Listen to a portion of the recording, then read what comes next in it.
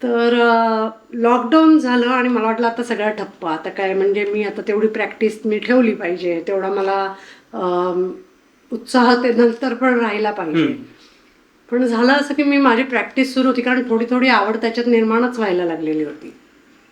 आणि मला पहिला फोन आला आमच्या मराठी मैत्रिणी ग्रुप जो आहे त्यांनी मला सांगितलं की आम्ही ना एक उपक्रम सुरू केलेला की फेसबुक लाईव्ह येऊन आमच्या ग्रुपवरती काही ना काहीतरी आपली कला सादर करायची, की आपण असेच वेळ घालवत होतो.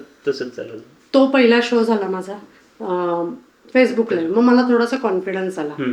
त्याच्यानंतर प्रोफेशनल शो ऑनलाईन मला स्वतःला आश्चर्य वाटतं की मला कतारवरनं फोन आला होता. आपलं एक मराठीच कपल होतं जे तिथे स्थायिक झाले होते, त्यांचंही असंच झालं होतं, ते गेले आणि लॉकडाऊन झालं. तर त्यांनी मला सांगितलं की त्यांनी तिथे एक समर कॅम्प भरवलाय, तर त्या मुलांसाठी तू ऑनलाईन आम्हाला शो करून द्यायचा आहे झूमवर.